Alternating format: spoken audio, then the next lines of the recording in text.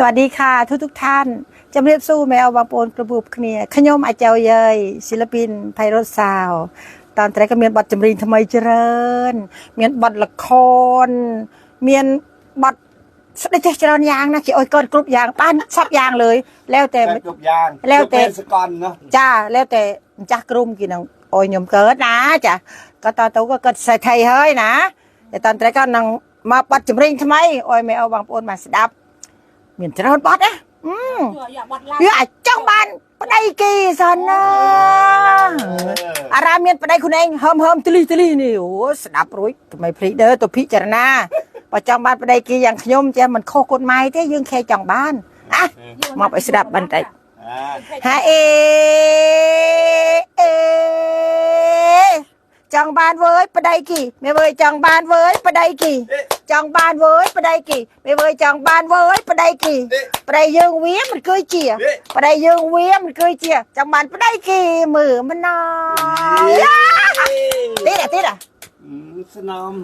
ติดมาตอนเบมือมุปะไดยืงมุเวียก็เฮิมกลั้นสอยงงเบมือมุปะไดยืงมุเวียก็เฮิมกลั้นสอยงงมาแข่งงูตึมาน้องมาแข่งงูตึมาน้องระนาเนาพองเวียบาน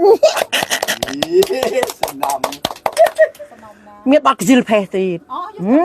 ก็ลักขมสักไงยืงมันเข้าใจอเด็กเกาะกันทั้งไงจิลเพอันนู้กับมันเถอะอันนี้กับมันแจกจิลอ้อยแบบเลยอะพงโกนพงเจ้าก็จิลเพก็จิลเพไปดูต่อที่ช่องไพโรจน์ซาวได้เห็นยายตามด่าลูกตามด่าหลานมันนายโวยเจี๊ยจะนับจะน้อยนะจีนี่คุณเองเต้นคุณเองซ้ายคุณเองแน่เมียนมาบอดตีดไม่ทายยังจะไรเด้ออันที่จริงยังแค่ทะลึ่งเฉยจริงเลยเจี๊ยจะนับว่าจะเจี๊ยมันโคตรเท่น่ะศิลปินไพโรจน์ซาวเขามีทั้งโคตรเท่โคตรมันโคตรร็อกวิเจี๊ยจังเหรอจังสนับอ่ะจริงเลยย่าจริงเลย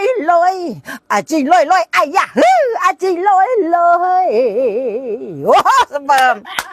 จริงเลยถ้ากินซะใจหมดทำไมถ้าสู้ลวกโกลวกกระไม่จังมันตาใส่หมวกกันปนฮะจริงเลยย่าจริงเลยจริงเลยไอ้ย่าจริงเลยอยากฟังท่อนฮุกไหมท่อนแรปไหมจังเตรียมตัวให้ดีอายุ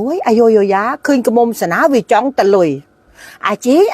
ลอยวิจังตะลุยกระมมต้องจ้าต้องตุยต้องทมอ้อยตะเมียนกรมเวลอยตั้งกรุมสได้ตัวโจ้เวนเอากันล้อโอ้ยตะบานลอย